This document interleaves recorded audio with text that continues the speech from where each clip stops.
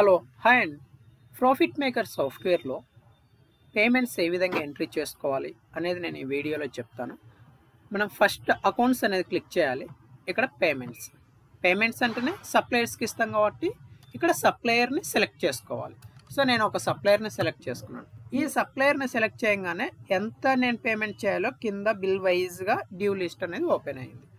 So next ఏంటి, ఇతనికి cash ఇస్తున్నానా transfer చేస్తున్నాను అనేది సెలెక్ట్ చేసుకోవాలి.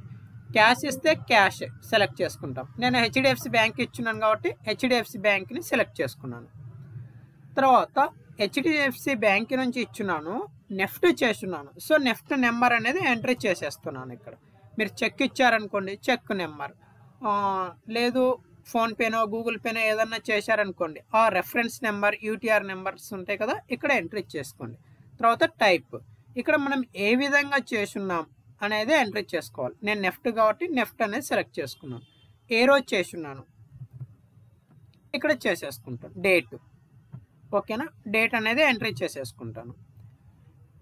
నెక్స్ట్, సో నెఫ్ట్ చేస్తున్నాను.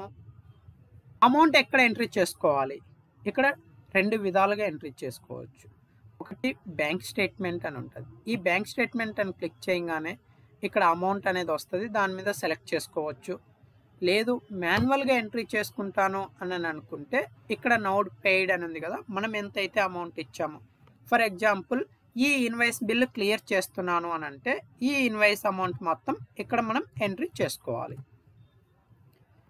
ఎంట్రీ చేసుకొని ఫైనల్గా సేవ్ చేసుకుంటాం. అలా కాకుండా గుండు మొత్తం కింద, అంటే నేను 3 బిల్లులకు కలిపి ఒక సమ్ అమౌంట్ పే చేస్తాను అన్నప్పుడు ఎలాగానంటే ఇక్కడ 0 చేసేయండి, ఇక్కడ ఫుల్ అమౌంట్ అనేది ఎంట్రీ చేయండి. ఎంత అమౌంట్ అయితే మనం ఇస్తున్నామో ఆ అమౌంట్ అనేది ఎంట్రీ చేయండి. సో నేను ఇక్కడ టోటల్ అమౌంట్ చేయగానే 2 బిల్లులకు అయిపోయింది. ఈ రెండో బిల్లులో డ్యూ అమౌంట్ బ్యాలెన్స్ కింద ఇక్కడ డిస్ప్లే అయిపోయింది చూడండి, ఈ 2 బిల్లులలో ఉండే. ఓకేనా, ఇప్పుడు ఫైనల్గా సేవ్ చేస్తాం. మనకు ఒకవేళ వాళ్ళు రిసిప్ట్ నెంబర్ ఇచ్చారనుకోండి, ఇక్కడ రిసిప్ట్ నెంబర్ అనేది కూడా ఎంట్రీ చేసేసుకోండి. ఫైనల్గా సేవ్ చేసేస్తాం, సేవ్ అయిపోతుంది. ఈ విధంగా పర్చేస్ బిల్ అనేది ఎంట్రీ చేసుకో